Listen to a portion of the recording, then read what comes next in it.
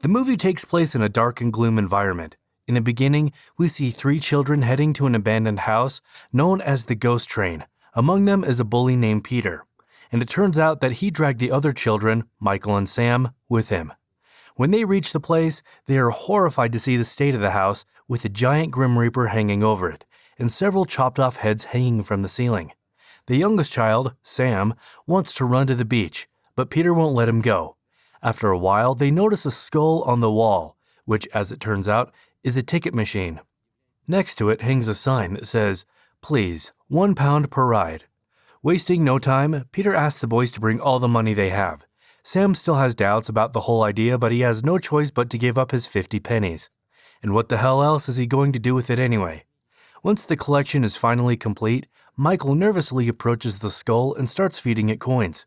Suddenly, the earth starts to shake, the giant Grim Reaper starts moving, cockroaches are coming out of the cracks ready to cause chaos.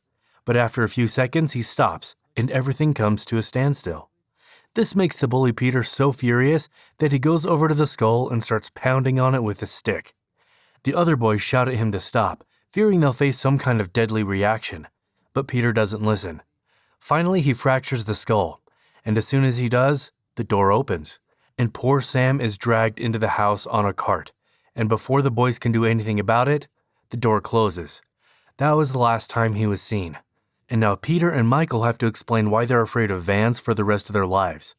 30 years later, Michael and Peter go to the same abandoned house to pay their respects. It turns out they come here every year to mourn the loss of their dear friend. Michael has become a wealthy businessman, and Peter a cab driver whose life has been ruined by alcohol abuse. When Michael leaves the flowers, Peter says he still dreams about that day.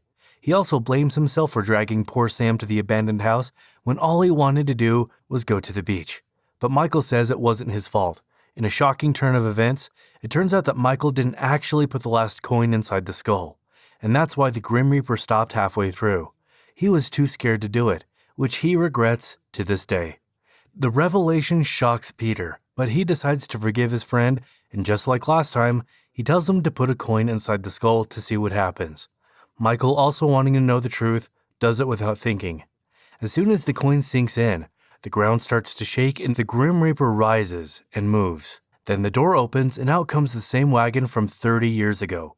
The two friends watch in horror as a creepy white boy comes out of the cart. It's none other than Sam, the boy everyone thought was dead. In a state of shock and disbelief, Michael approaches his childhood friend and tries to have a conversation. Unfortunately, this turns out to be a bad idea because the boy is not the same Sam he once was, and is here for one reason and one reason only: to get revenge. In a flash, he breaks Michael's neck, leaving him unconscious and possibly dead. Then he attacks his childhood bully Peter and brutally kills him, splattering blood all over the car's windshield, leaving Michael paralyzed and lying on the ground, wondering what would have happened if they had instead gone to the beach. Dude, this scenario was as dumb as having beans for breakfast.